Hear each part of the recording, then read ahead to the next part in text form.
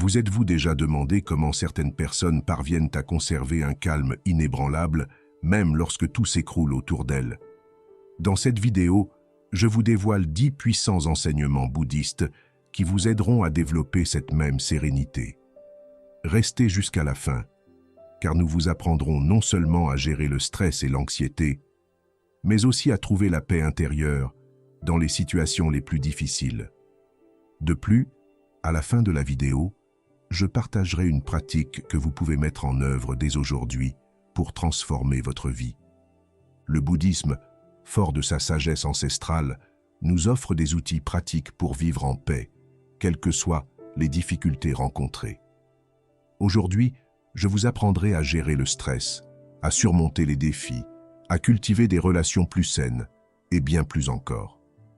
Si l'un de nos passages vous interpelle, n'hésitez pas à laisser un commentaire avec vos réflexions. J'aimerais connaître votre point de vue et votre expérience. Comment gérer le stress et l'anxiété grâce aux techniques bouddhistes? Le stress et l'anxiété font partie intégrante de la vie humaine, surtout dans notre monde moderne où les responsabilités et les problèmes semblent se multiplier chaque jour.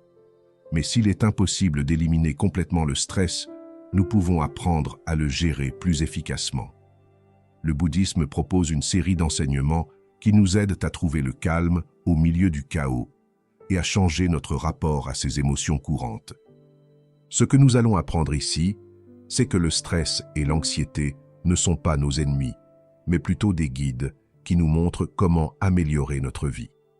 L'une des premières étapes pour gérer le stress est de reconnaître le lien entre le corps et l'esprit.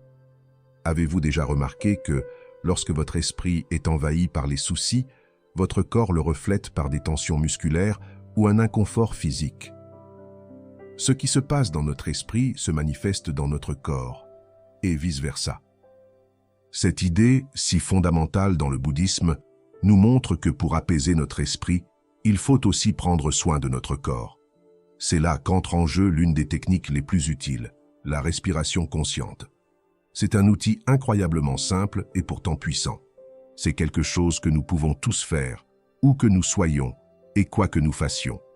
L'idée est de porter toute notre attention sur notre respiration. Souvent, nous n'en sommes même pas conscients.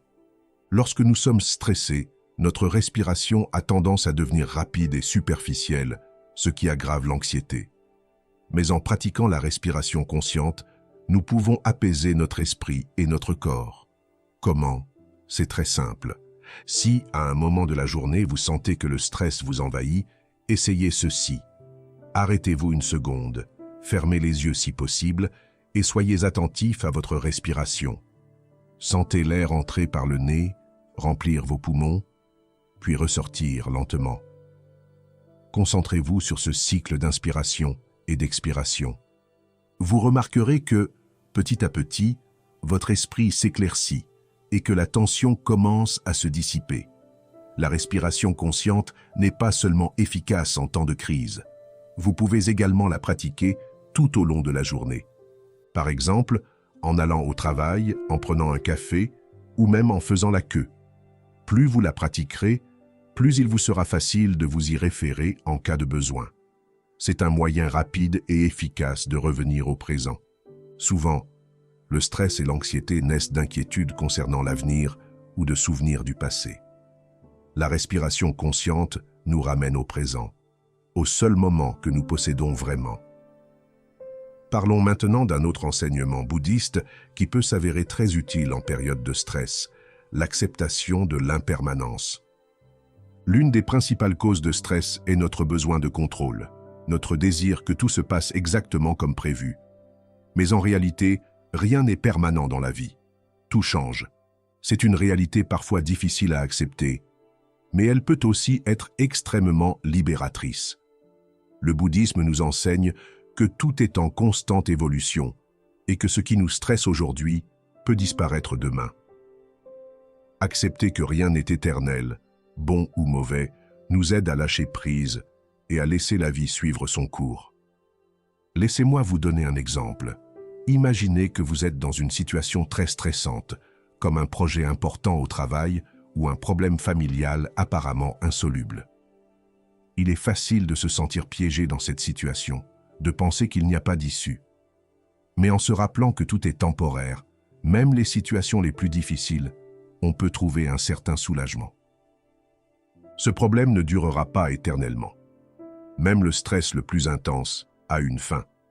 Se dire « cela aussi passera » peut être un moyen très efficace de se libérer du fardeau mental et émotionnel que vous portez. La prochaine fois que vous serez confronté à une situation qui vous semble insurmontable, rappelez-vous cette simple vérité. Comme nous l'avons déjà mentionné, le stress ne se manifeste pas seulement dans notre esprit, il affecte également notre corps. C'est pourquoi il est essentiel de prendre soin de son corps pour gérer le stress. L'exercice physique est l'un des meilleurs moyens d'y parvenir. Le bouddhisme enseigne que le corps et l'esprit sont profondément liés et que pour apaiser notre esprit, il est également nécessaire de libérer les tensions physiques accumulées. Inutile de faire des exercices intenses si ce n'est pas votre truc, mais des activités simples comme une promenade, du yoga ou des étirements peuvent avoir un impact considérable sur votre bien-être émotionnel. Lorsque nous bougeons, nous libérons des endorphines, des hormones qui nous aident à nous sentir mieux.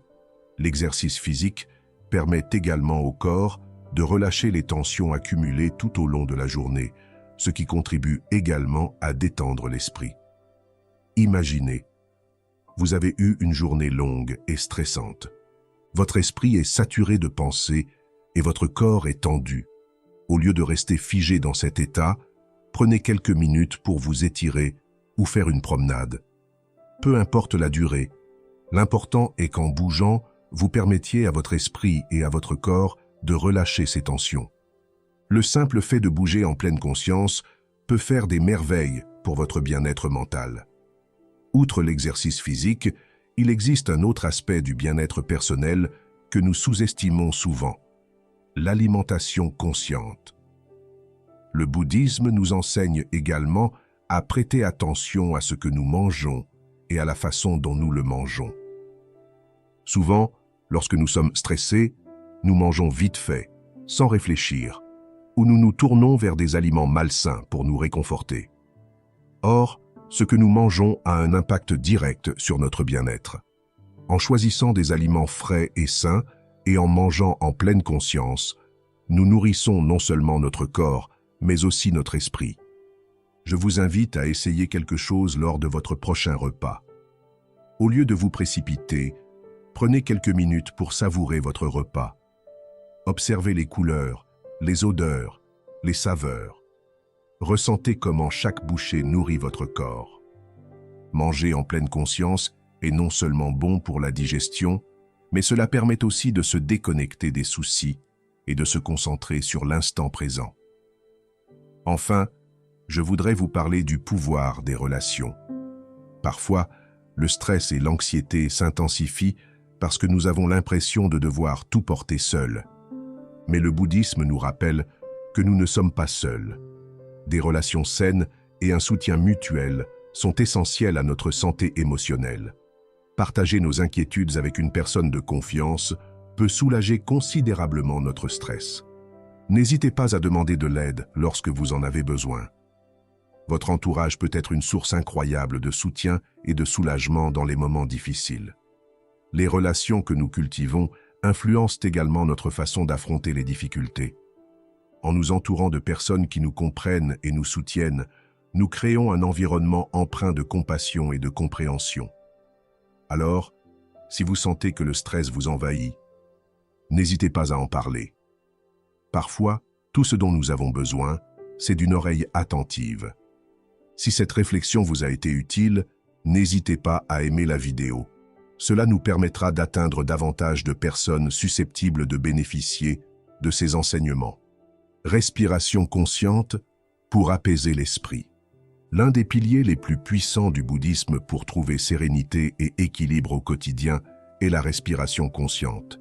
C'est si simple et pourtant si profondément transformateur. Souvent, lorsque nous traversons des moments de stress, d'anxiété, ou simplement lorsque notre esprit est occupé par 1000 pensées, nous oublions combien il est essentiel de s'arrêter et de prêter attention à notre respiration. La respiration est la base de tout, une constante dans nos vies. Si nous apprenons à en prendre conscience, nous pouvons trouver un outil puissant pour apporter calme et clarté à toute situation. Imaginez, vous êtes au milieu d'une journée chargée, avec des choses à faire, des problèmes à résoudre et un esprit qui passe sans cesse d'une préoccupation à l'autre. Vous sentez-vous dépassé, presque en pilotage automatique? Cela vous est-il déjà arrivé? Dans ces moments-là, ce dont vous avez besoin, c'est d'un point d'ancrage pour vous ramener au présent, et ce point d'ancrage, c'est votre respiration. Pratiquer la respiration consciente ne nécessite ni lieu ni moment précis. Vous pouvez la pratiquer à tout moment de la journée. L'essentiel est de prêter attention à chaque inspiration et expiration, en observant comment l'air entre et sort de votre corps. C'est comme si, l'espace d'un instant, tout le reste cessait d'avoir de l'importance, et que seul l'instant présent existait. Le simple fait de prendre conscience de sa respiration peut radicalement changer notre ressenti en quelques minutes. Respirer consciemment permet à notre esprit de se reposer, de se déconnecter du bruit extérieur et de se concentrer sur l'essentiel. Et ce n'est pas seulement un outil pour les moments de stress, c'est quelque chose que nous pouvons pratiquer à tout moment, même lorsque tout va bien. En fait, plus vous pratiquez la respiration consciente au quotidien, plus il vous sera facile d'y avoir recours en cas de besoin. L'une des raisons pour lesquelles cette pratique est si efficace est que notre esprit oscille souvent entre le passé et le futur, ce qui est source de stress. Nous sommes inquiets de ce qui s'est passé, ou anxieux face à ce qui pourrait arriver. Le bouddhisme nous enseigne que la seule réalité est l'instant présent, et la respiration est un moyen d'ancrer notre esprit dans ce présent. Chaque fois que vous vous sentez submergé par des inquiétudes concernant l'avenir ou des regrets concernant le passé, vous pouvez revenir à votre respiration et vous rappeler que le seul véritable moment est maintenant. Dans la pratique bouddhiste, la respiration consciente est utilisée non seulement comme technique de relaxation, mais aussi comme outil pour cultiver la pleine conscience. En prêtant attention à notre respiration, nous entraînons également notre esprit à être plus attentif à tous les aspects de notre vie. La respiration n'est qu'un début. Une fois que nous avons appris à être présents par la respiration, nous pouvons étendre cette conscience à d'autres activités, comme manger, marcher ou simplement rester assis en silence. Imaginez par exemple que vous vous sentez très nerveux, peut-être avant une réunion ou une présentation importante. Vous sentez l'anxiété monter en vous et votre esprit se remplit de pensées négatives ou de doutes. Dans ces moments-là, au lieu de céder à l'anxiété, arrêtez-vous un instant et concentrez-vous sur votre respiration. Tenez-vous droit, fermez les yeux si possible et commencez à respirer profondément. Inspirez par le nez, remplissez vos poumons d'air, puis expirez doucement. Concentrez-vous uniquement sur la respiration, en laissant chaque expiration chasser l'anxiété. Petit à petit, votre esprit s'apaisera et votre corps réagira à cet état de tranquillité. La respiration consciente présente également des bienfaits physiques. Lorsque nous sommes stressés ou anxieux, notre respiration devient plus superficielle et plus rapide, ce qui nous prive d'oxygène et accroît notre sensation d'inconfort. Mais en pratiquant une respiration lente et profonde, non seulement nous calmons notre esprit, mais nous apportons aussi à notre corps l'oxygène dont il a besoin pour mieux fonctionner. C'est comme si chaque respiration profonde et consciente rappelait à notre corps que tout va bien, qu'il n'y a pas lieu de paniquer. Ce simple changement dans notre respiration peut avoir un effet immédiat sur notre état émotionnel et physique. De plus, la respiration consciente peut également nous aider à développer une meilleure connexion avec notre corps. Nous vivons souvent à un rythme si effréné que nous ne prêtons pas attention à ce que notre corps ressent. Mais en prenant le temps de respirer en pleine conscience, nous pouvons commencer à percevoir ce que notre corps ressent à ce moment précis. Êtes-vous tendu quelque part? Ressentez-vous une gêne? Être attentif à ces sensations physiques pendant que vous respirez peut vous aider à identifier et à libérer des tensions dont vous ignoriez l'existence. Vous pouvez pratiquer ce type de respiration à différents moments de la journée. Imaginez que vous êtes dans une situation conflictuelle ou une vive dispute. Il est facile de se laisser emporter par ses émotions et de réagir de manière impulsive. Cependant, si, au lieu de réagir immédiatement, vous prenez quelques secondes pour respirer profondément et consciemment, vous serez probablement en mesure de réagir de manière plus calme et rationnelle. En fait, cette pause peut faire la différence entre une réaction impulsive qui aggrave la situation et une réponse calme qui désamorce le conflit. Et la respiration consciente ne se limite pas aux moments de conflit ou de stress. Elle peut aussi rendre les moments simples de la vie plus agréables et plus significatifs. Par exemple, la prochaine fois que vous mangerez un repas que vous appréciez, au lieu de vous précipiter, arrêtez-vous un instant et respirez profondément. Remarquez comment cette respiration profonde vous permet de savourer et d'apprécier davantage chaque bouchée. Ou, lorsque vous vous promenez en plein air, respirez profondément tout en observant votre environnement. Ces petits moments de respiration consciente apportent non seulement plus de calme à votre vie, mais vous aident aussi à mieux apprécier les moments simples du quotidien. On oublie souvent que la respiration consciente est un outil toujours à notre disposition. Nul besoin d'être un maître de la méditation pour en profiter. En réalité, c'est dans les moments les plus banals, au cœur du chaos quotidien, que la respiration consciente peut avoir l'impact le plus profond. Pas besoin de passer des heures à méditer pour apaiser son esprit. Quelques minutes de respiration consciente peuvent faire toute la différence. L'une des meilleures façons de pratiquer régulièrement la respiration consciente est de l'intégrer à votre routine quotidienne. Par exemple, vous pouvez commencer chaque journée par quelques minutes de respiration consciente avant de vous lever. Asseyez-vous, fermez les yeux et respirez profondément pendant quelques minutes, permettant à votre esprit et à votre corps de se préparer à la journée. Vous pouvez également le faire avant de vous coucher pour apaiser votre esprit et vous préparer à un sommeil réparateur. En pratiquant régulièrement la respiration consciente, vous remarquerez son impact sur votre réaction au stress. Les situations qui vous auraient auparavant dépassé vous sembleront plus faciles à gérer et votre capacité à rester calme dans les moments difficiles augmentera. Vous remarquerez également que votre esprit devient plus clair et plus concentré, vous permettant de prendre des décisions plus conscientes et rationnelles. Développer la résilience grâce à la sagesse bouddhiste. La résilience est une compétence dont nous avons tous besoin, surtout face aux difficultés. Mais que signifie réellement être résilient? Dans le bouddhisme, la résilience ne se résume pas à la capacité à endurer la douleur ou les épreuves, mais à la capacité de s'adapter, d'apprendre et de se renforcer. Il ne s'agit pas seulement d'endurer, mais de faire face aux difficultés, en utilisant chaque défi comme une opportunité de grandir. Souvent, lorsque nous pensons à la résilience, nous l'imaginons comme une sorte d'armure qui nous protège des problèmes. Cependant, le bouddhisme nous offre une perspective différente. Au lieu d'être comme un rocher immobile face à la tempête, le bouddhisme nous enseigne à être comme un bambou qui plie sous le vent sans se briser.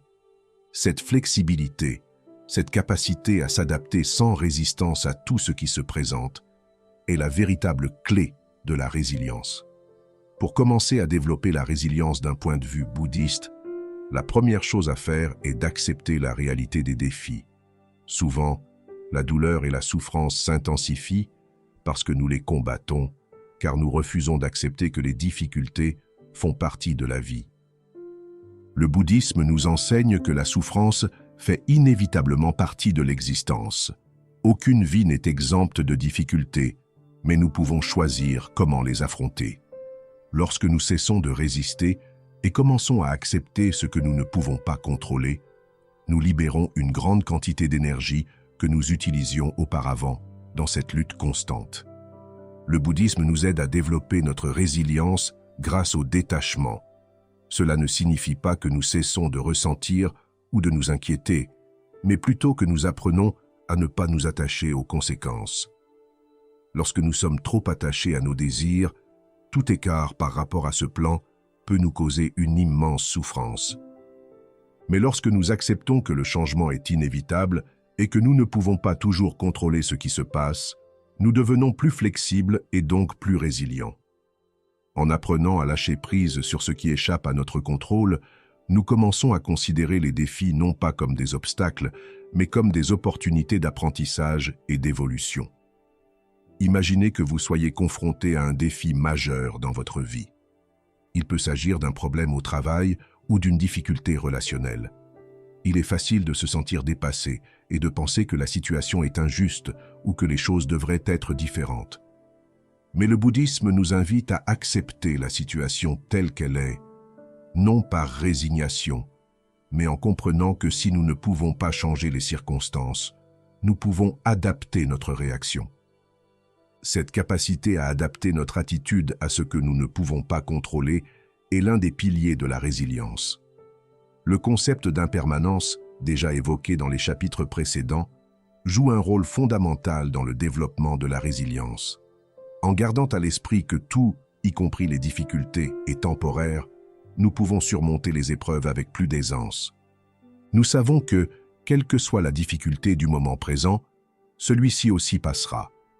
Cette conscience de la fugacité des choses nous donne la force de continuer, même lorsque tout semble sombre.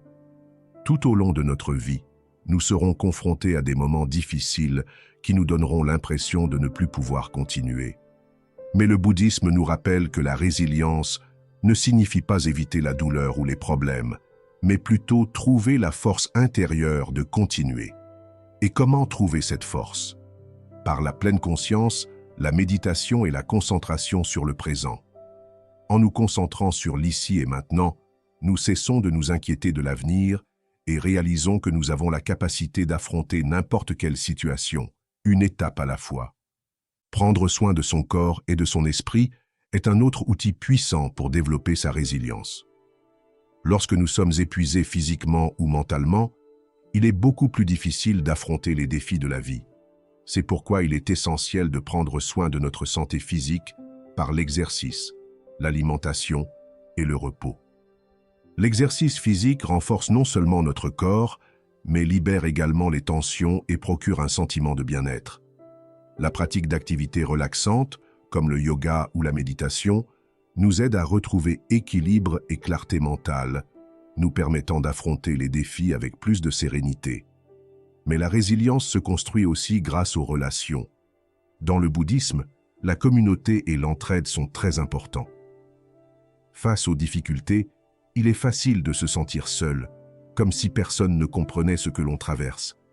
Mais en s'ouvrant aux autres, en partageant ses inquiétudes et en cherchant du soutien, on trouve la force d'avancer. Des relations saines, fondées sur la compassion et le respect mutuel, sont fondamentales pour notre résilience. Savoir que nous ne sommes pas seuls et que nous avons des gens qui nous soutiennent nous rend beaucoup plus forts. De plus, aider les autres est un puissant moyen de renforcer notre résilience. En sortant de nous-mêmes et en prêtant attention aux besoins des autres, nous leur apportons non seulement du soutien, mais nous puisons aussi une source de force en nous-mêmes. Aider les autres à surmonter leurs propres difficultés nous rappelle qu'au final, nous sommes tous dans le même bateau, et cela nous procure un sentiment de connexion et de sens qui peut rendre nos propres problèmes plus faciles à gérer. Si ces informations vous sont utiles et que vous souhaitez en savoir plus sur la façon de transformer votre vie grâce au bouddhisme, abonnez-vous et activez les notifications pour ne rien manquer de nos prochaines vidéos. Le bouddhisme nous invite également à changer notre regard sur les défis. Au lieu de les considérer comme des freins, nous pouvons les considérer comme des maîtres qui nous montrent où nous devons progresser. Chaque défi nous offre l'occasion d'apprendre quelque chose de nouveau sur nous-mêmes, de découvrir une force intérieure que nous ignorions. Cette capacité à transformer les problèmes en opportunités est l'une des clés d'une résilience durable. Un aspect intéressant de la résilience dans le bouddhisme est l'idée de flexibilité et d'adaptabilité. Au lieu de nous accrocher à notre vision des choses, nous pouvons apprendre à être plus ouverts à ce que la vie nous offre. Parfois, les plans ne se déroulent pas comme prévu, mais cela ne signifie pas que tout est perdu. Être résilient, c'est savoir s'adapter aux changements, s'adapter aux circonstances et trouver de nouvelles solutions, même lorsque les choses ne se déroulent pas comme prévu. Cette flexibilité nous permet d'affronter les défis avec plus de légèreté et de souplesse. Enfin, le bouddhisme nous enseigne que la résilience ne se résume pas à résister ou à endurer, mais à grandir. Chaque défi auquel nous sommes confrontés nous offre l'occasion de développer de nouvelles compétences, d'en apprendre davantage sur nous-mêmes et d'approfondir notre pratique spirituelle. En adoptant une attitude d'apprentissage et de croissance continue, chaque défi peut être perçu comme une opportunité d'évoluer et de se transformer. Au lieu de considérer les difficultés comme des obstacles insurmontables, le bouddhisme nous invite à les considérer comme des tremplins vers une plus grande sagesse et une meilleure compréhension. Par exemple, face à un échec inattendu, que ce soit au travail, dans une relation ou dans n'importe quel aspect de notre vie, nous pouvons nous arrêter et nous demander « Que puis-je apprendre de cette situation ?» Cette simple question transforme radicalement notre perspective d'approche des problèmes. Au lieu de résister et de rester prisonniers de la frustration, nous commençons à voir les problèmes comme des opportunités de développer des qualités telles que la patience, la compassion et la force intérieure. La patience en est un parfait exemple. La vie nous place souvent dans des situations où les choses n'avancent pas aussi vite que nous le souhaiterions. Que vous attendiez un résultat important, ou que vous soyez confronté à une situation qui semble sans solution immédiate, développer la patience est essentiel pour garder calme et espoir. Le bouddhisme nous enseigne que la patience ne se résume pas à attendre, mais à attendre avec sérénité. C'est dans ces moments de calme que nous pouvons apprendre à faire confiance au processus, à abandonner le besoin de tout contrôler et à laisser les choses suivre leur cours. Cette capacité à attendre sans anxiété, à accepter le rythme de la vie, renforce notre résilience. Outre la patience, développer la compassion est un autre aspect clé de la résilience d'un point de vue bouddhiste. Lorsque nous traversons des moments difficiles, le bouddhisme nous encourage à être bienveillants envers nous-mêmes, à gérer nos émotions avec compréhension plutôt qu'avec jugement. Souvent, face à une épreuve, nous sommes nos pires critiques, nous nous reprochant de nous sentir vulnérables ou de ne pas trouver de solution rapide. Mais la compassion, envers nous-mêmes comme envers les autres, est un moyen d'adoucir cette souffrance. La compassion ne signifie pas éviter la douleur, mais plutôt l'aborder avec tendresse, l'accepter comme faisant partie intégrante du processus de vie et de développement. Le bouddhisme nous enseigne également à considérer la vie comme un flux constant d'expériences et nous invite à développer une attitude d'acceptation envers tout ce qui survient, qu'il soit agréable ou difficile.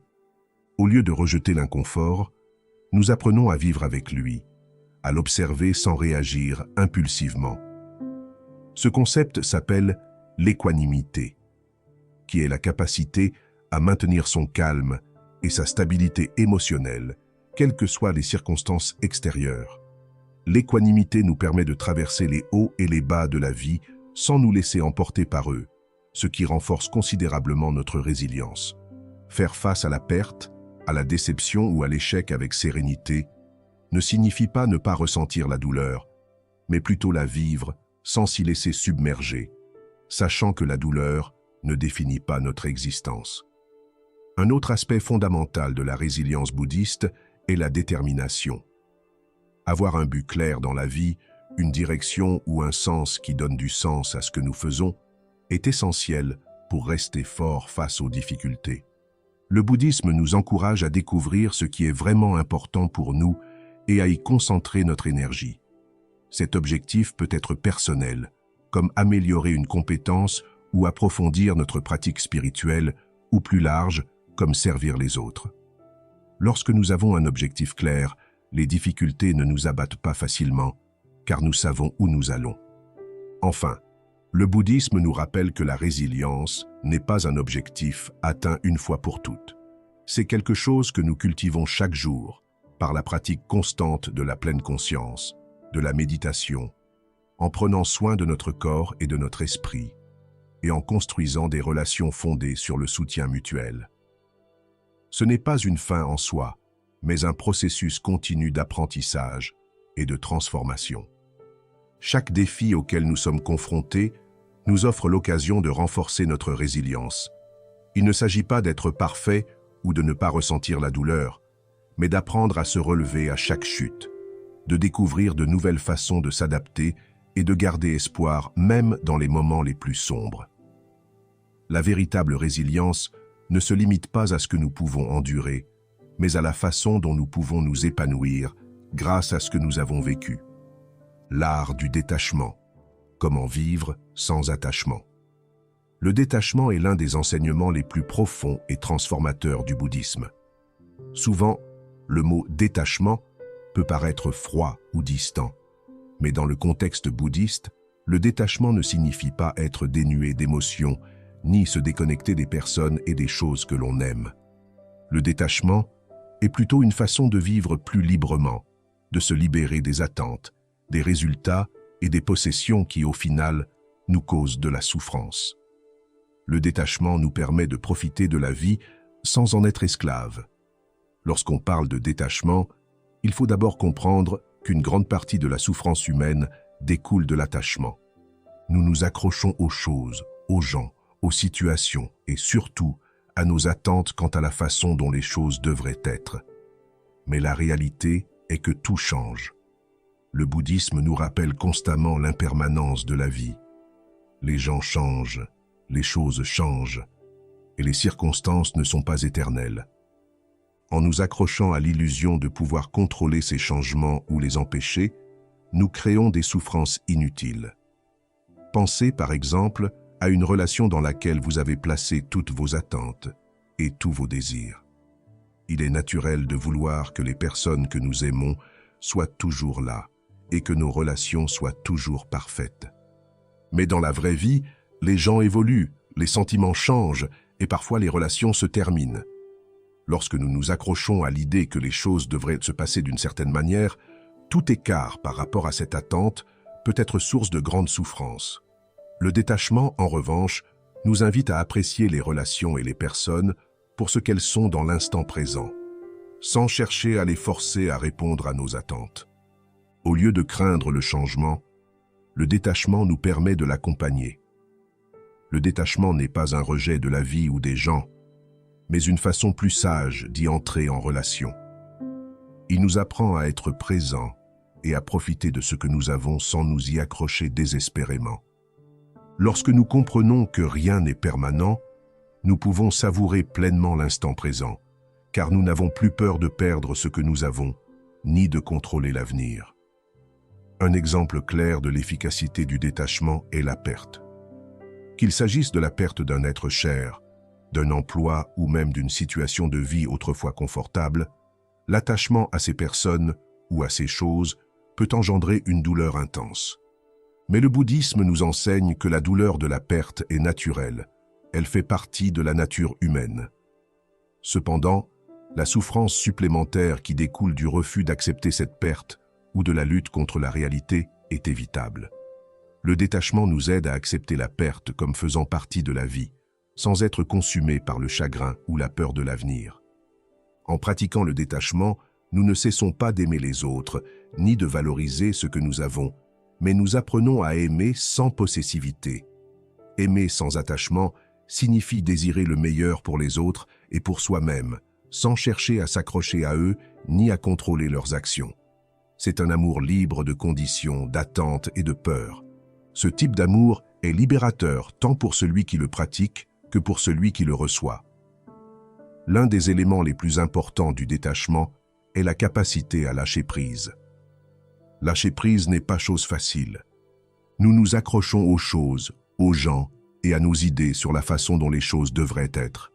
Mais lorsque nous apprenons à lâcher prise, nous constatons qu'une grande partie de notre souffrance disparaît. En lâchant prise, nous reconnaissons que nous ne pouvons pas contrôler l'avenir, que nous ne pouvons pas tout conserver. Ce faisant, nous trouvons une plus grande paix. Lâcher prise est un processus applicable à de nombreux domaines de notre vie. Parfois, il est nécessaire de se défaire de vieilles idées qui ne nous servent plus, comme les croyances sur ce dont nous avons besoin pour être heureux. D'autres fois, Il s'agit de se détacher de situations ou de personnes qui nous font plus de mal que de bien.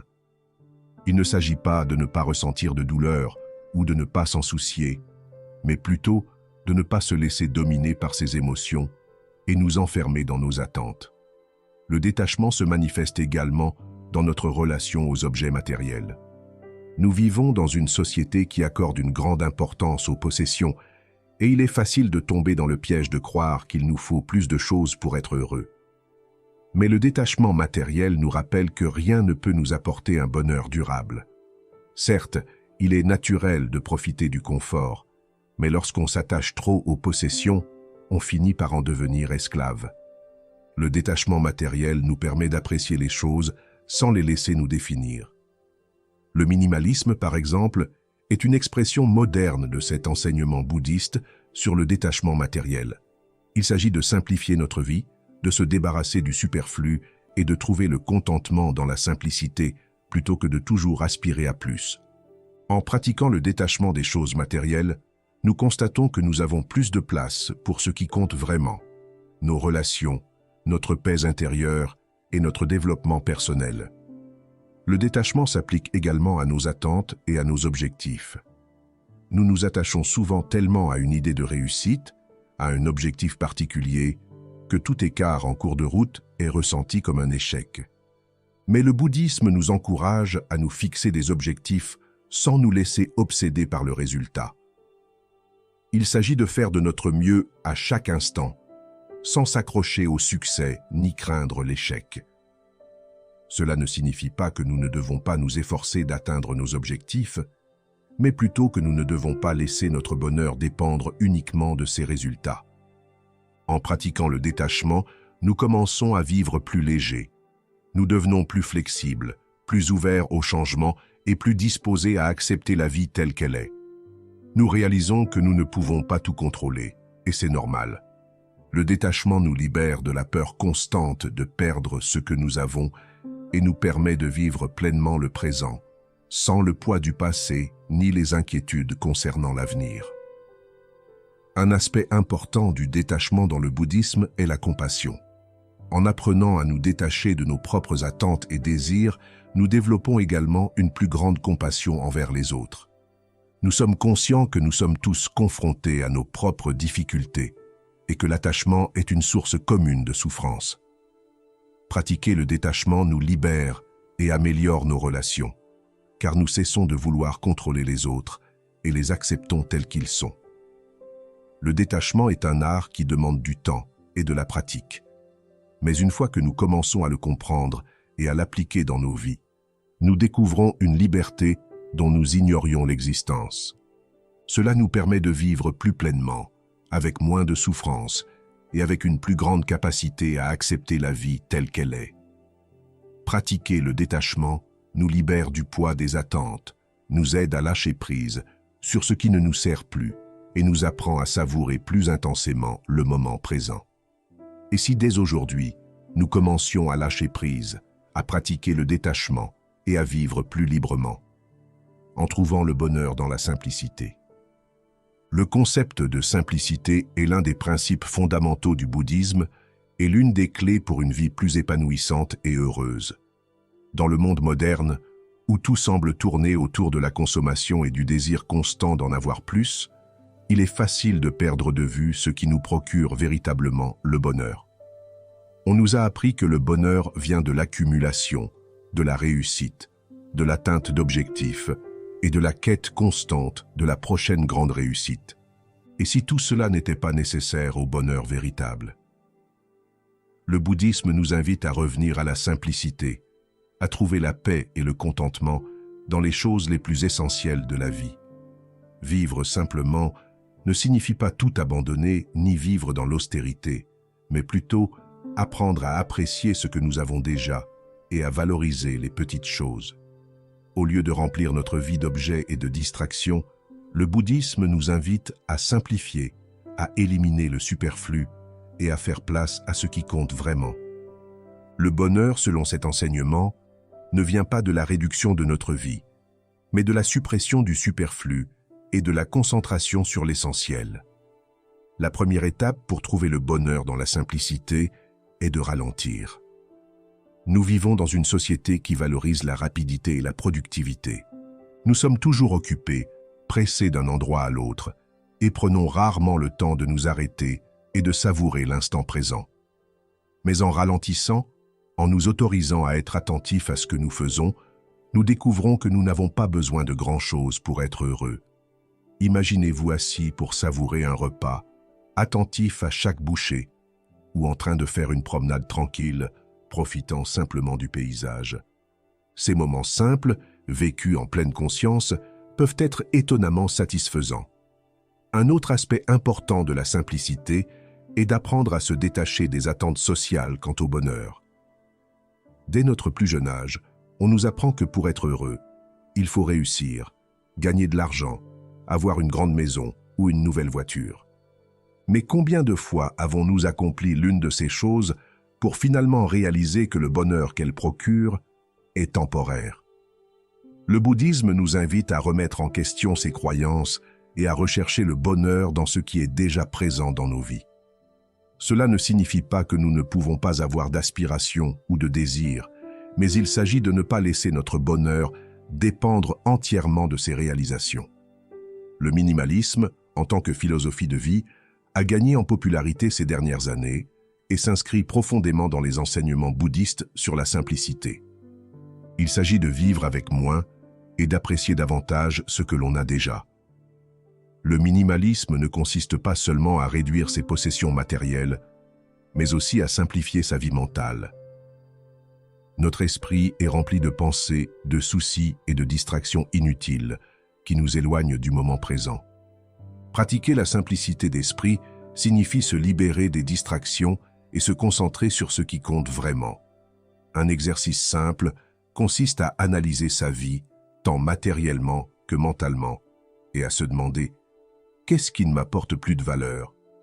Cela peut s'appliquer aux objets matériels dont vous n'avez plus besoin, aux relations qui ne vous nourrissent pas, ou aux pensées répétitives qui ne font qu'engendrer de l'anxiété. En commençant à vous libérer du superflu, vous faites place à ce qui compte vraiment, la paix, la tranquillité et le bien-être. La simplicité se manifeste également dans nos relations. Au lieu de complexifier nos interactions avec des attentes ou des exigences, le bouddhisme nous enseigne à valoriser l'authenticité et la sincérité. Une conversation simple et honnête avec une personne qui nous est chère peut être bien plus précieuse que des relations superficielles et pleines de faux semblants. En ce sens, vivre simplement implique aussi de cultiver des relations plus profondes et d'être plus honnête avec soi-même et les autres. Apprendre à savourer l'instant présent est un autre aspect important du bonheur dans la simplicité. Nous sommes souvent tellement concentrés sur l'avenir, sur nos projets, que nous oublions de profiter de l'instant présent. Le bouddhisme nous rappelle que le seul moment qui existe véritablement est le présent. En étant présent à chaque instant, même dans les activités les plus simples, comme faire la vaisselle, se promener ou lire un livre, nous pouvons trouver un profond sentiment de paix et de contentement. La pratique de la pleine conscience, essentielle au bouddhisme, nous aide à apprécier la simplicité. Être pleinement conscient de ce que nous faisons à cet instant, sans nous laisser distraire par des pensées passées ou futures, nous permet d'appréhender la vie avec plus de profondeur. Même les tâches les plus simples et les plus banales peuvent prendre tout leur sens si nous les accomplissons en pleine conscience. Il ne s'agit pas d'en faire plus, mais d'être plus présent dans ce que nous faisons. Dans la quête de simplicité, il est également essentiel d'apprendre à être reconnaissant pour ce que nous avons déjà. Souvent, le désir d'avoir plus ou d'accomplir davantage nous aveugle aux bienfaits que nous recevons déjà. Le bouddhisme nous invite à pratiquer la gratitude au quotidien, à nous arrêter et à réfléchir à tout ce que nous avons déjà et pour lequel nous pouvons être reconnaissants. Cette pratique de gratitude nous aide à voir à quel point nos vies sont déjà abondantes, même si nous n'avons pas tout ce dont nous pensons avoir besoin. La gratitude nous connecte à la simplicité, car elle nous permet de voir que nous n'avons pas besoin de grand-chose pour être heureux. Enfin, la simplicité se retrouve également dans notre lien avec la nature. Passer du temps dans la nature, loin des distractions technologiques et des pressions sociales, nous rappelle combien la vie est essentielle et simple. La nature nous apprend qu'il suffit de peu pour se sentir en paix. Une promenade au parc, une randonnée en montagne, ou simplement s'asseoir et contempler le ciel peuvent nous reconnecter à ce sentiment de simplicité et de bien-être que nous oublions si souvent. Vivre simplement ne consiste pas seulement à posséder moins de choses, mais à se concentrer davantage sur ce qui compte vraiment. En éliminant le superflu, tant physique que mental, nous trouvons plus d'espace pour le bonheur, la paix et le bien-être. Pratiquer la simplicité nous invite à être plus présents, à valoriser ce que nous avons déjà et à profiter de la vie telle qu'elle est, sans les distractions et les attentes qui nous empêchent si souvent d'atteindre le véritable bonheur. Surmonter les défis de la vie grâce au bouddhisme. La vie est pleine de défis, des petits tracas quotidiens aux crises personnelles majeures. Personne n'est à l'abri des difficultés, et le bouddhisme nous enseigne que nous ne pouvons pas tout contrôler autour de nous, mais que nous pouvons maîtriser notre attitude face aux défis. Au lieu de leur résister, le bouddhisme nous invite à les considérer comme des opportunités de grandir, d'apprendre et de renforcer notre paix intérieure. L'un des principes clés du bouddhisme pour surmonter les difficultés est le concept de dukkha, qui se traduit par souffrance ou insatisfaction. Le Bouddha a enseigné que la souffrance fait inévitablement partie de la vie. Qu'il s'agisse de la perte d'un être cher, de difficultés financières, d'échecs ou de changements inattendus, nous traversons tous des moments de deuil. Cependant, plutôt que de lutter contre cette souffrance ou de chercher à l'éviter à tout prix, le bouddhisme nous enseigne à l'accepter comme faisant partie intégrante de l'existence. La résistance à la souffrance ne fait que l'intensifier, tandis que l'acceptation nous permet de la percevoir plus clairement et de trouver des moyens de l'atténuer. Un aspect central du bouddhisme est la pratique de la pleine conscience, ou mindfulness, pour faire face aux défis. Face à une situation difficile, notre esprit a tendance à réagir par la peur, l'anxiété ou le rejet. Au lieu de rester bloqué dans ces schémas de réaction, le bouddhisme nous invite à être présent dans l'instant présent, à observer ce qui se passe sans jugement ni réaction impulsive. En étant présent, nous pouvons affronter les défis avec plus de calme et de sagesse, plutôt que de céder au désespoir ou à la panique. Imaginez que vous traversez une période difficile au travail, avec un projet qui ne se déroule pas comme prévu. Au lieu de laisser le stress et la frustration prendre le dessus, la pleine conscience vous aide à vous arrêter un instant, à respirer et à observer vos émotions et vos pensées sans les juger. De cette façon, vous pouvez commencer à vous détacher émotionnellement de la situation et à la considérer avec plus d'objectivité. Cet espace créé entre vos émotions et la situation vous donne la clarté nécessaire pour prendre des décisions plus judicieuses et éviter les réactions impulsives. L'impermanence est un autre principe bouddhiste fondamental pour surmonter les difficultés. Tout change dans la vie, y compris les moments difficiles. Même lorsqu'une situation nous semble insurmontable, le rappel que rien n'est éternel nous apporte réconfort et perspective. Quelle que soit l'ampleur du défi, les circonstances finiront par changer, et ce qui semble insurmontable aujourd'hui peut être source de force et de croissance demain. Se rappeler que les difficultés sont temporaires nous aide à maintenir une attitude plus sereine et équilibrée dans les moments difficiles. Le détachement, comme nous l'avons vu dans le chapitre précédent, joue également un rôle crucial face aux difficultés. Souvent, notre souffrance s'accroît parce que nous nous accrochons à l'idée que les choses devraient être comme elles devraient être. Nous nous attendions peut-être à des relations différentes, à un travail plus épanouissant ou à une vie qui suive un chemin particulier. Cependant, la vie ne suit pas toujours nos plans, et lorsque nous nous y attachons trop, nous ressentons de la frustration et souffrons.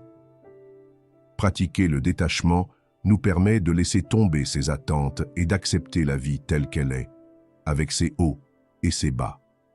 Au lieu de résister au changement, nous pouvons l'accompagner et trouver de nouvelles opportunités dans chaque situation. Le bouddhisme nous invite également à considérer les défis comme une occasion de pratiquer la compassion. Face aux difficultés, il est facile de sombrer dans l'autopunition ou la frustration envers les autres. Mais le bouddhisme nous enseigne à être bienveillants envers nous-mêmes et envers les autres, même face aux difficultés.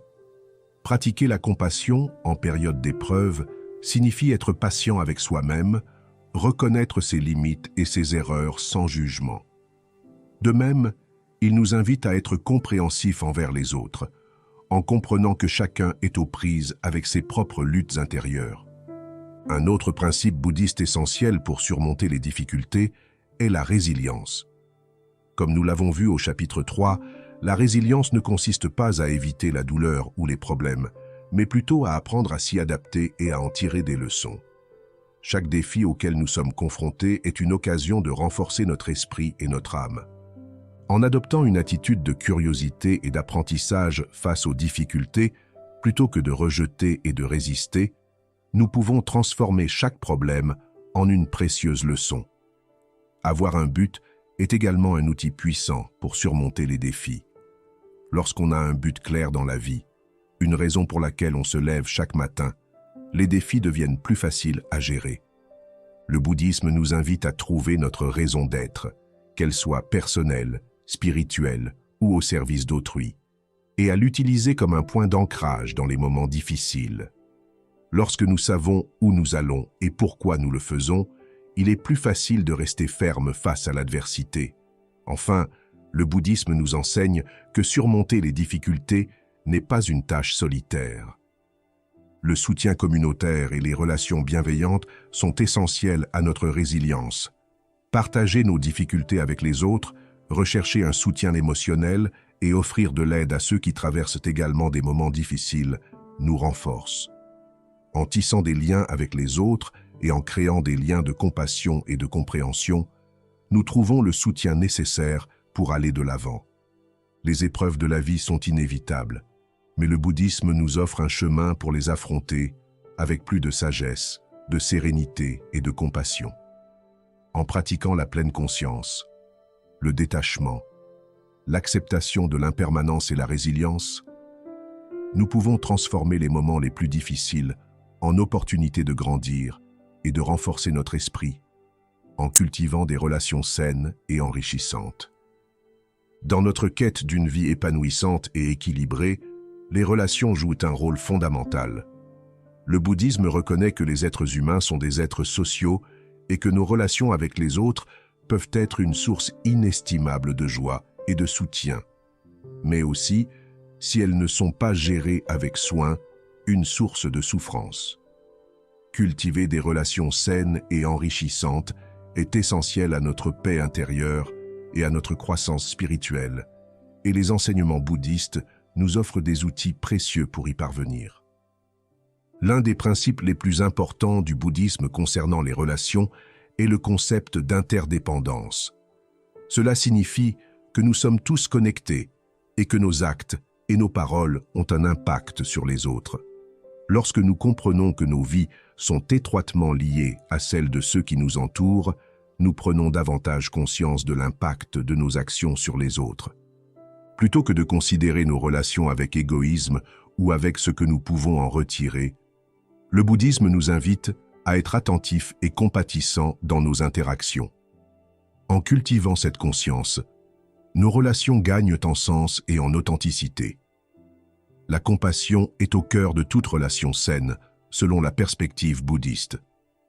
Au lieu de nous concentrer uniquement sur nos besoins ou nos désirs, le bouddhisme nous enseigne à cultiver une attitude d'amour et de compréhension envers autrui. La compassion dans les relations signifie non seulement être présent lorsque tout va bien, mais aussi offrir soutien et empathie lorsque les choses deviennent difficiles. Cela ne signifie pas nécessairement résoudre les problèmes des autres, mais plutôt être là pour eux et leur offrir un soutien inconditionnel. L'écoute active est un aspect essentiel de la compassion dans les relations. Souvent, lorsque nous parlons aux autres, nous sommes tellement concentrés sur ce que nous voulons dire ou sur la manière de répondre que nous oublions de les écouter véritablement. Le bouddhisme nous invite à pratiquer l'écoute active, c'est-à-dire à être véritablement présent pendant la conversation, sans juger, sans planifier notre réponse et sans nous laisser distraire. Cette façon d'écouter crée un espace de confiance et d'ouverture où chacun peut partager ses pensées et ses sentiments en sachant qu'il est véritablement entendu. Lorsque nos relations sont fondées sur une écoute sincère, elles gagnent en profondeur et en sens.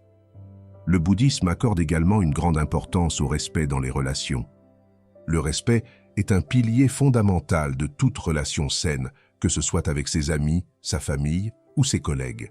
Respecter quelqu'un signifie non seulement valoriser ses opinions et ses décisions, mais aussi respecter ses limites. Nous avons tous nos propres limites, et il est essentiel de les reconnaître et de les respecter dans nos relations. En faisant preuve de respect envers autrui, nous créons un climat de confiance et de sécurité, ce qui renforce la relation. La pratique du détachement, abordée dans les chapitres précédents, est un outil très utile pour entretenir des relations saines. Dans nos relations, l'attachement peut se manifester par le désir de contrôler l'autre, d'attendre de lui qu'il agisse d'une certaine manière ou d'exiger qu'il réponde à nos attentes. Le bouddhisme nous enseigne à aimer sans attachement, ce qui signifie que nous désirons le meilleur pour l'autre sans chercher à nous y accrocher ni à le contrôler. Ce type d'amour est bien plus libérateur, tant pour nous que pour l'autre. Il nous permet d'être présents dans la relation sans le poids d'attentes irréalistes ni la peur de l'abandon.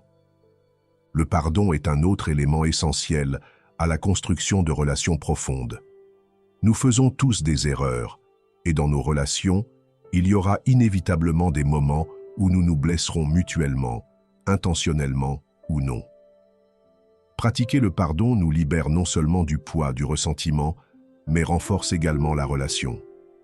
Pardonner ne signifie pas oublier ou ignorer ce qui s'est passé, mais plutôt choisir de laisser tomber la rancune, permettant ainsi à la relation de guérir et d'avancer.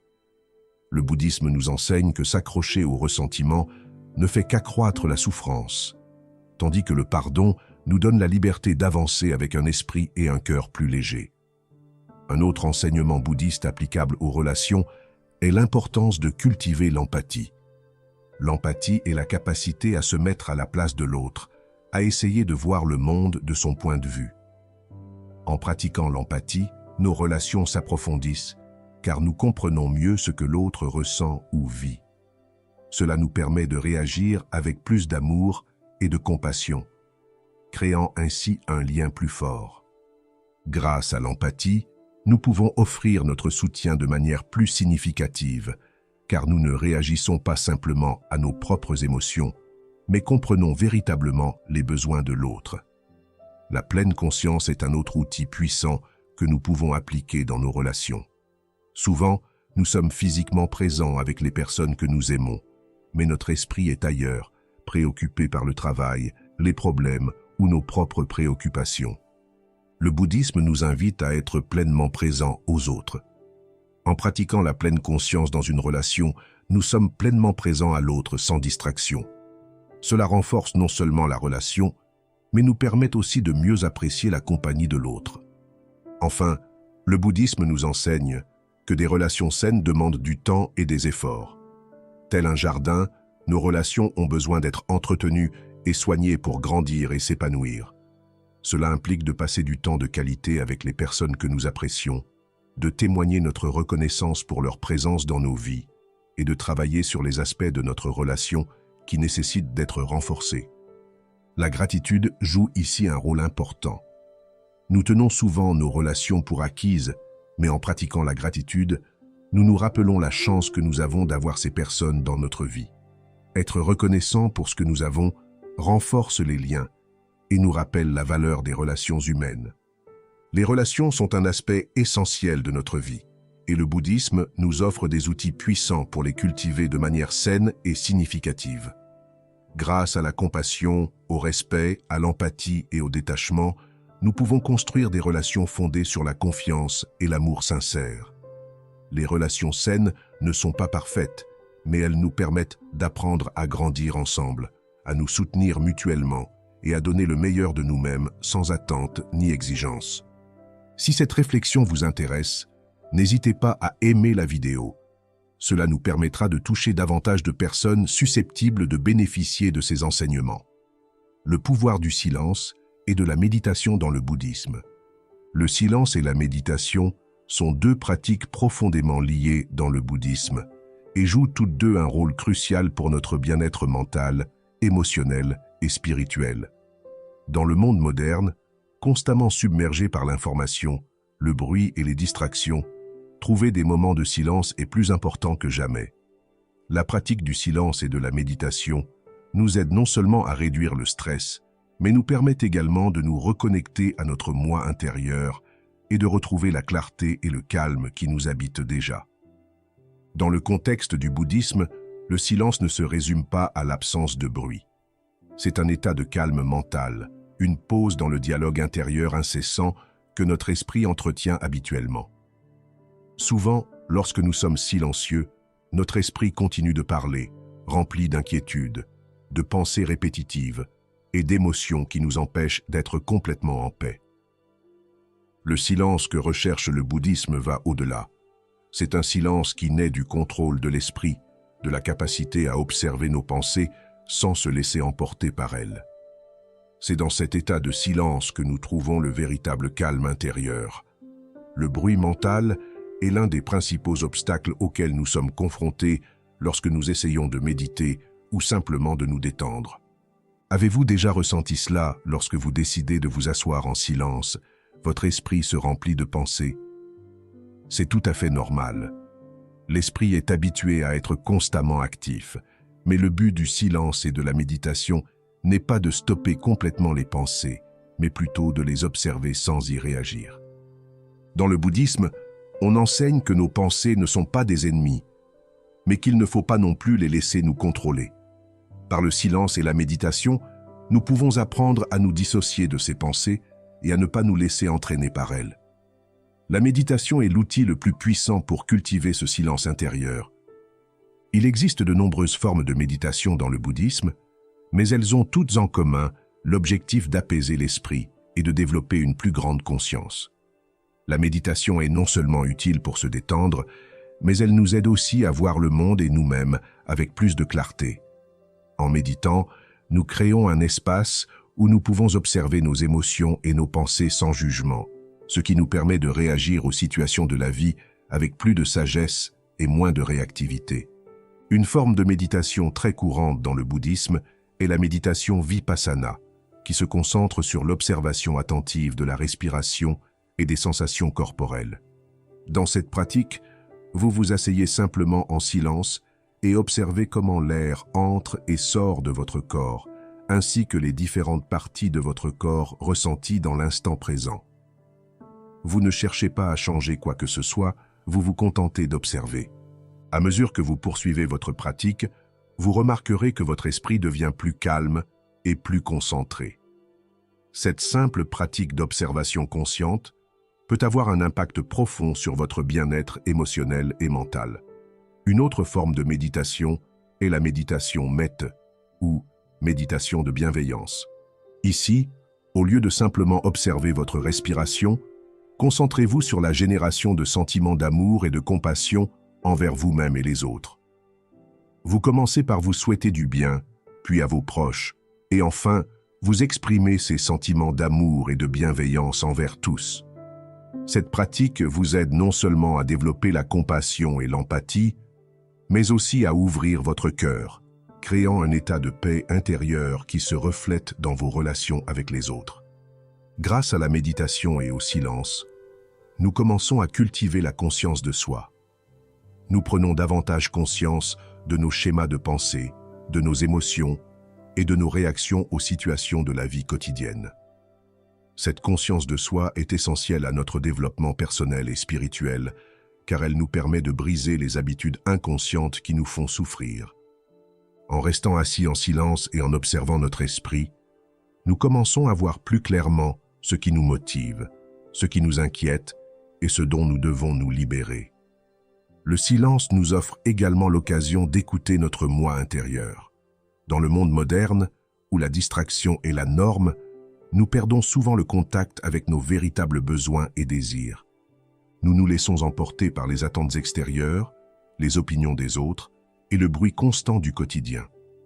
Mais en pratiquant le silence, nous pouvons renouer avec notre intuition et découvrir ce dont nous avons réellement besoin pour vivre plus pleinement et plus authentiquement. Outre la méditation formelle, le silence peut également être pratiqué de manière plus informelle au quotidien. Vous pouvez consacrer des moments précis de la journée au silence, que ce soit lors d'une promenade dans la nature, en prenant une tasse de thé ou en effectuant des tâches quotidiennes comme la cuisine ou le ménage. Ces moments de silence sont l'occasion d'être présent, de ralentir et de savourer le simple fait d'être. Pratiquer le silence de cette manière peut transformer les activités les plus simples en occasion de réflexion et de connexion avec l'instant présent. Le silence est également un outil puissant dans nos relations avec les autres.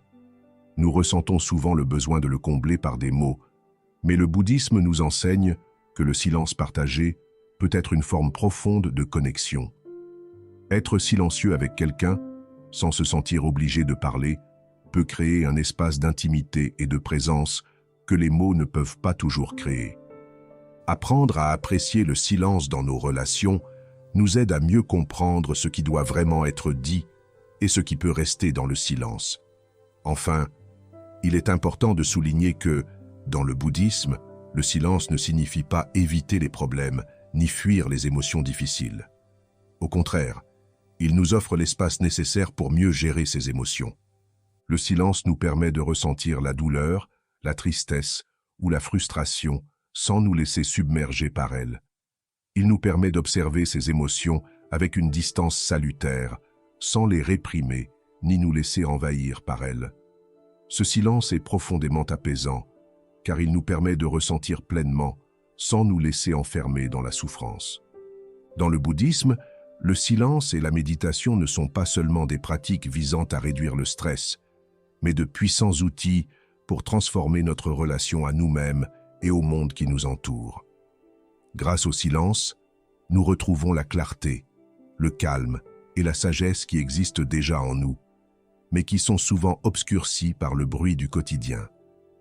En pratiquant régulièrement la méditation et le silence, nous nous ouvrons à un niveau plus profond de conscience de soi, de compassion et de paix intérieure, et découvrons que le véritable pouvoir du silence réside dans sa capacité à transformer notre esprit et notre cœur. Briser le cycle de la souffrance, la roue du samsara. L'un des concepts les plus profonds et les plus essentiels du bouddhisme est l'idée de samsara, le cycle sans fin de la naissance, de la mort et de la renaissance, également connu sous le nom de cycle de la souffrance. Ce cycle représente non seulement l'existence physique, mais aussi la répétition continue de schémas mentaux et émotionnels qui nous maintiennent prisonniers de la souffrance. Le but du bouddhisme est de briser ce cycle afin d'atteindre la libération, ou ce qu'on appelle le nirvana, l'état de paix et de libération totale de la souffrance. Dans ce chapitre, nous explorerons comment appliquer les enseignements bouddhistes pour briser les schémas qui nous font souffrir et vivre une vie plus épanouissante et consciente. Samsara est le cycle dans lequel nous sommes tous pris. On nous apprend que nous sommes prisonniers de ce cycle à cause de notre ignorance et de notre attachement. Nous sommes conditionnés à réagir de manière répétitive aux stimuli de la vie, créant un cycle de souffrance qui semble ne jamais s'arrêter. Que nous recherchions constamment le bonheur dans les choses extérieures ou que nous évitions la douleur à tout prix, ces réactions automatiques renforcent le cycle samsara. Chaque désir inassouvi, chaque peur, chaque rejet du changement nous fait tourner sans cesse sur la roue samsara. Mais comment sortir de cette ornière? Le bouddhisme nous offre une voie claire, le noble octuple sentier. Il s'agit d'un ensemble de principes et de pratiques qui nous guident vers la libération du samsara. Le noble octuple sentier comprend des aspects tels que la compréhension juste, l'action juste et la méditation juste, entre autres. Chacun de ces éléments est conçu pour nous aider à vivre de manière plus consciente, plus connectée à la réalité et moins influencée par nos désirs et nos attachements. En suivant cette voie, nous pouvons commencer à briser les schémas qui nous enferment dans le cycle de la souffrance. L'un des éléments centraux du cycle samsara est l'attachement, évoqué dans les chapitres précédents. L'attachement est le désir insatiable de vouloir toujours plus, de s'accrocher à ce que l'on a ou d'éviter ce que l'on n'aime pas. Nous nous accrochons aux gens, aux biens matériels, à nos idées sur la vie et même à nos propres émotions. Cet attachement est l'une des principales causes de notre souffrance, car il nous rend dépendants de choses intrinsèquement impermanentes. Lorsque ce que nous désirons change ou disparaît, et ce sera toujours le cas car tout est impermanent, nous souffrons. Le détachement est donc l'un des outils les plus puissants que le bouddhisme nous offre pour nous libérer de samsara. L'ignorance joue également un rôle crucial dans le cycle de samsara.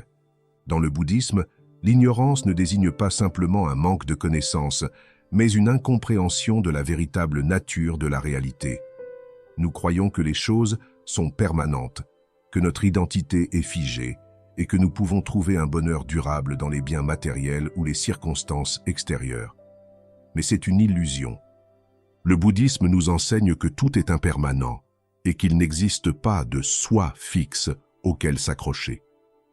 Briser cette ignorance est essentiel pour sortir du cycle du samsara, car cela nous permet de voir clairement la réalité et de vivre plus librement et plus consciemment.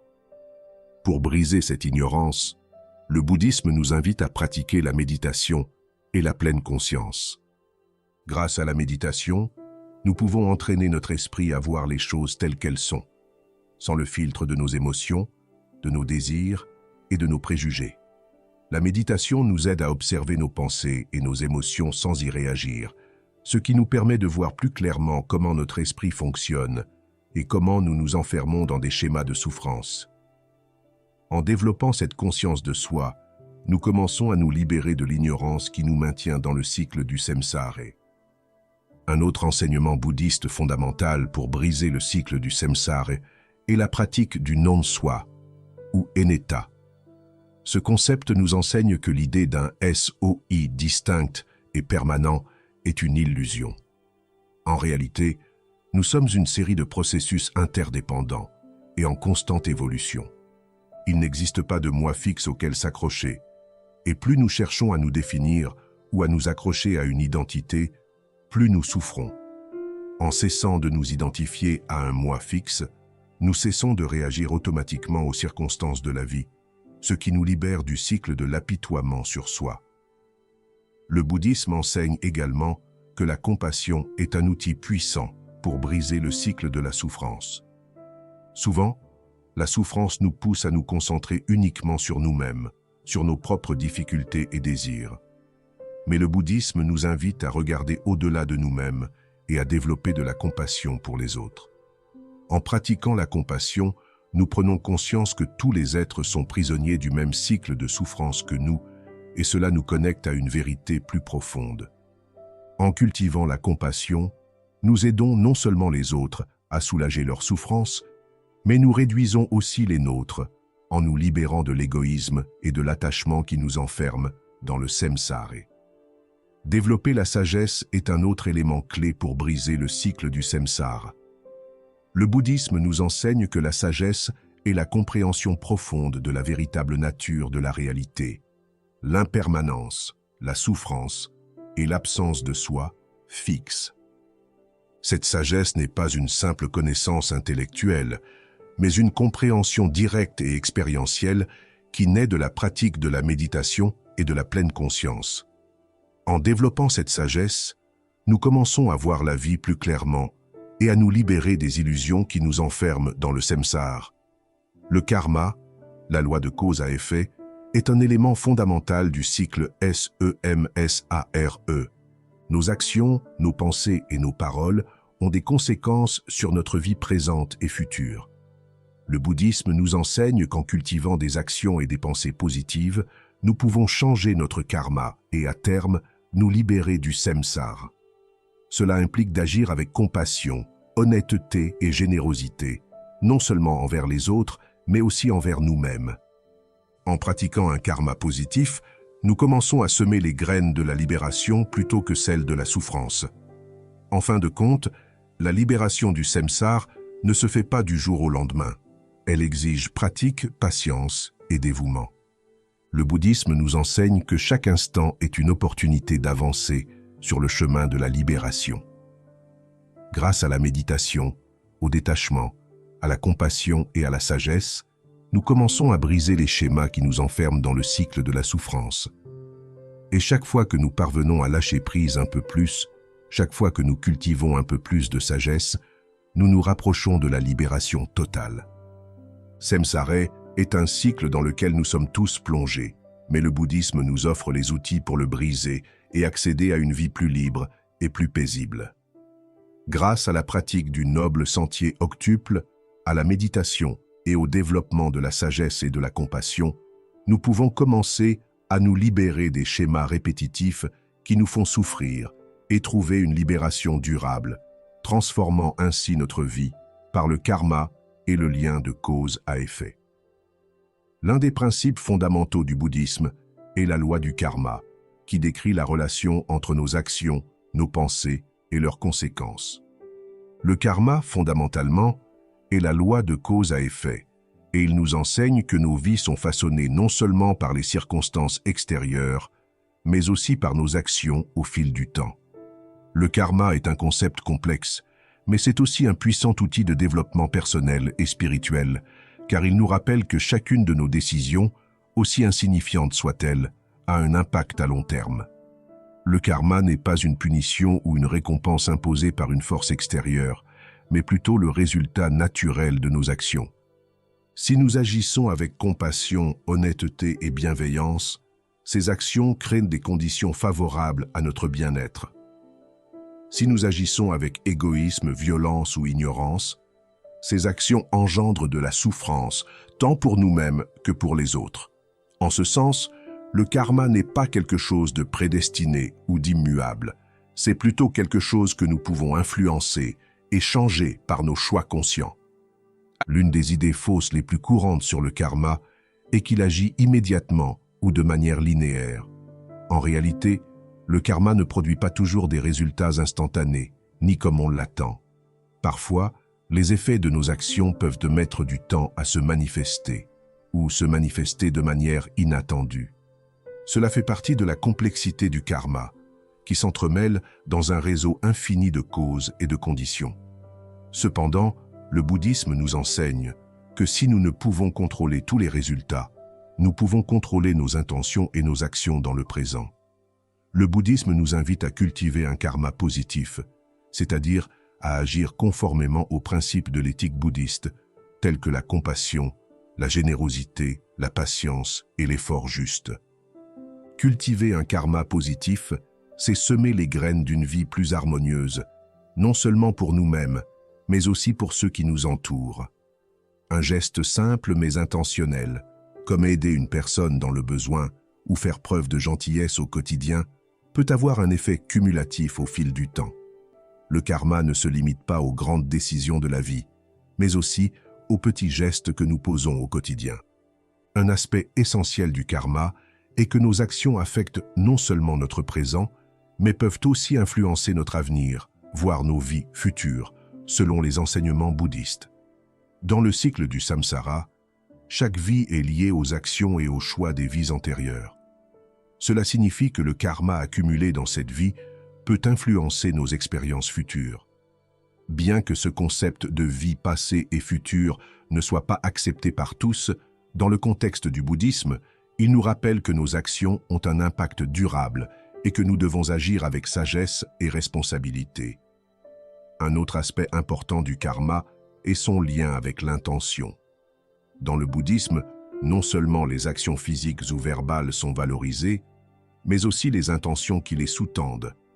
Deux personnes peuvent accomplir la même action, mais si leurs intentions sont différentes, le karma qu'elles génèrent sera également différent. Par exemple, une personne peut donner de l'argent dans l'intention d'aider autrui, tandis qu'une autre le fera dans l'espoir d'obtenir une reconnaissance ou un bénéfice personnel. Bien que le résultat extérieur soit le même, le karma qu'elle génère est très différent. Le bouddhisme nous enseigne donc à être conscients non seulement de ce que nous faisons, mais aussi de la raison pour laquelle nous le faisons. La pratique du karma nous invite également à être plus attentifs à nos réactions face aux situations de la vie. Souvent, nous réagissons aux circonstances de manière autonome, en nous basant sur des schémas comportementaux anciens et profondément ancrés. Le bouddhisme nous invite à briser ces schémas grâce à la pleine conscience. En étant conscients de nos actions et de nos réactions, nous pouvons choisir consciemment comment agir, plutôt que de nous laisser guider par nos émotions ou nos impulsions. Ce niveau de conscience nous permet de créer un karma positif et de briser les cycles de comportement qui perpétuent la souffrance. Un exemple clair de l'action du karma au quotidien est celui des conflits ou des difficultés relationnelles. Nous réagissons souvent de manière défensive ou agressive lorsque nous avons le sentiment d'avoir été lésés. Pourtant, le bouddhisme nous enseigne à réagir avec compassion et compréhension, même en période de conflit. En choisissant de réagir ainsi, nous créons un karma positif qui, à terme, peut transformer la relation et réduire la souffrance des deux parties. À l'inverse, réagir avec colère ou ressentiment ne fait que perpétuer le cycle de la souffrance et exacerber le conflit. Le karma entretient également un lien profond avec l'esprit et la pensée. Dans le bouddhisme, il est enseigné que nos pensées sont aussi importantes que nos actions physiques. Chaque pensée que nous cultivons a le potentiel d'influencer nos actions et le monde qui nous entoure. Cultiver des pensées de bonté, de compassion et de gratitude non seulement nous influence, mais influence aussi notre façon de traiter les autres. À l'inverse, si nous entretenons des pensées de haine, de jalousie ou d'avidité, celles-ci peuvent se manifester par des actes sources de souffrance. Grâce à la pratique de la méditation et de la pleine conscience, nous pouvons commencer à observer les schémas de pensée générateurs de karma négatif et œuvrer à leur transformation. La méditation nous aide non seulement à apaiser notre esprit, mais aussi à développer une meilleure conscience de soi. En observant nos pensées sans y réagir, nous pouvons commencer à identifier clairement les schémas destructeurs et à faire l'effort conscient de les remplacer par des pensées plus positives et constructives. Un autre élément important du karma est la générosité, ou dana en pali. Dans le bouddhisme, la générosité est considérée comme l'un des moyens les plus efficaces de générer du karma positif. La générosité ne se limite pas à donner des biens matériels, mais aussi à offrir son temps, son énergie et son soutien émotionnel aux autres. Agir avec générosité est un moyen de développer la compassion et de briser les liens qui nous enferment dans le cycle de la souffrance. Chaque fois que nous donnons sans rien attendre en retour, nous pratiquons le détachement, créant ainsi des conditions favorables à notre bien-être et à celui des autres. Le karma nous enseigne également l'importance de la responsabilité personnelle. Si nous ne pouvons contrôler ni les actions des autres, ni les circonstances qui nous entourent, nous pouvons maîtriser nos propres actions. Le bouddhisme nous invite à assumer la responsabilité de notre vie et des conséquences de nos décisions. Au lieu de blâmer les autres ou les circonstances extérieures pour nos souffrances, le bouddhisme nous encourage à nous intérioriser et à prendre le contrôle de nos actions. Cette responsabilité personnelle nous permet de construire une vie plus consciente, en accord avec nos valeurs. Enfin, le karma nous apprend également à être patient et à faire confiance au processus. Il peut parfois sembler que nos actions positives ne produisent pas de résultats immédiats ou que les difficultés persistent malgré nos efforts. Cependant, le bouddhisme nous rappelle que le karma se manifeste en son temps. Certaines graines mettent plus de temps à germer que d'autres, mais elles finiront par porter leurs fruits. En pratiquant régulièrement un karma positif, nous pouvons être certains de semer les graines d'une vie plus épanouissante et paisible. Le karma est l'un des principes les plus profonds et transformateurs du bouddhisme. En comprenant la loi de cause à effet, en développant la pleine conscience et en pratiquant la compassion et la générosité, nous pouvons commencer à transformer nos vies et nos relations de manière significative. Chaque action que nous entreprenons, chaque pensée que nous cultivons, a le pouvoir d'avoir un impact durable sur notre bien-être et sur le monde qui nous entoure. Au fil de ces chapitres, nous avons exploré divers enseignements bouddhistes susceptibles de transformer profondément notre mode de vie.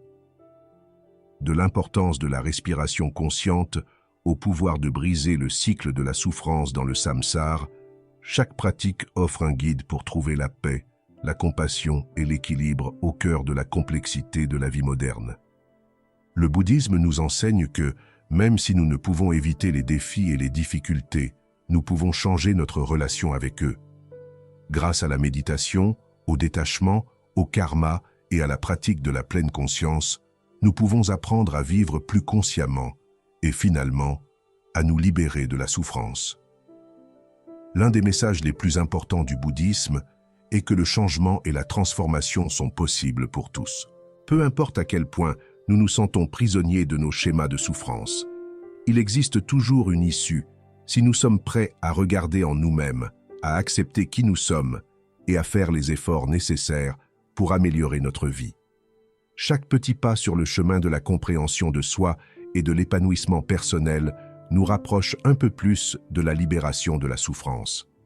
Maintenant que nous avons atteint le terme de ce cheminement d'enseignement, il est important de se rappeler que le véritable changement vient d'une pratique constante. Ces concepts ne sont pas de simples théories, mais des outils à appliquer au quotidien. En intégrant ces enseignements à votre vie, vous constaterez que, petit à petit, à chaque respiration consciente, à chaque acte de compassion et à chaque instant de pleine conscience, vous ressentirez davantage de paix et de clarté. Je vous invite à réfléchir à ce que vous avez appris aujourd'hui. Lequel de ces enseignements vous parle le plus? N'hésitez pas à les partager dans les commentaires. Partagez vos réflexions, expériences ou questions. Et ensemble, nous pourrons continuer à explorer cette voie de croissance personnelle et spirituelle. Si vous avez apprécié cette vidéo et qu'elle a enrichi votre vie, n'oubliez pas de l'aimer et de vous abonner à la chaîne pour découvrir davantage de contenus inspirants et transformateurs. Vous pouvez également activer la cloche pour recevoir des notifications de nos prochaines vidéos.